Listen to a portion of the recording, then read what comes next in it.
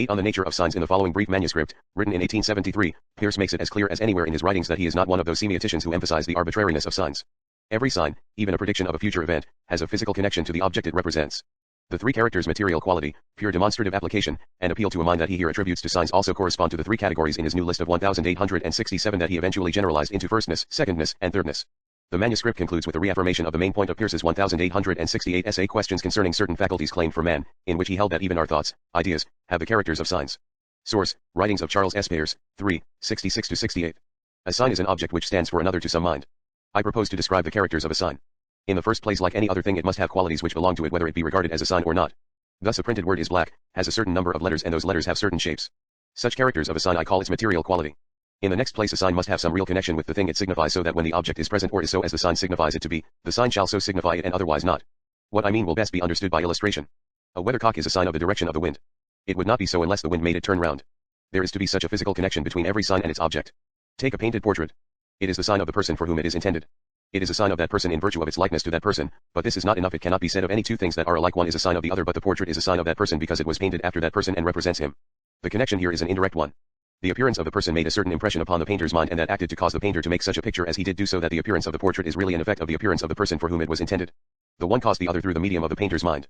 Take any statement which is made concerning a matter of fact. It is caused or determined by the fact. The fact has been observed, and the perception of the fact which was caused by it in its turn causes the statement to be made. Perhaps, however, the fact was not directly perceived.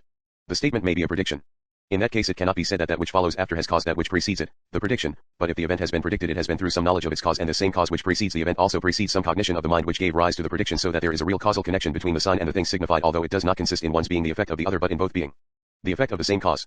I shall term this character of signs their pure demonstrative application. In the third place, it is necessary for a sign to be a sign that it should be regarded as a sign, for it is only a sign to that mind which so considers, and if it is not a sign to any mind, it is not a sign at all. It must be known to the mind first in its material qualities, but also in its pure demonstrative application. That mind must conceive it to be connected with its object, so that it is possible to reason from the sign to the thing. Let us now see what the appeal of a sign to the mind amounts to. It produces a certain idea in the mind, which is the idea that it is a sign of the thing it signifies, and an idea is itself a sign, for an idea is an object and it represents an object. The idea itself has its material quality, which is the feeling which there is in thinking. Thus the red and blue are different in the mere sensation. This difference in no way resembles the distinction which there is between those things in the outward world which are called red and those things which are called blue. Those things differ only in the rapidity with which their particles vibrate. In order that the senses discriminate between the two cases, it is necessary that there should be some differences in the sensation, but it is entirely indifferent so far as the difference of sensation is concerned, whether it be a shorter or a longer vibration which produces that peculiar sensation which red things do. Whatever looks red might look blue or vice versa, and the representation would be equally true to the facts. Thus our mere sensations are only the material quality of our ideas considered as signs. Our ideas have also a causal connection with the things that they represent, without which there would be no real knowledge. It is not so clear at first sight that our ideas resemble their signs in necessarily appealing to some mind. That appeal could amount to nothing except the production of certain other ideas in which the first one should be virtually reproduced, and according to the ordinary conception of the mind, when the idea has once reached consciousness, the correlation is complete.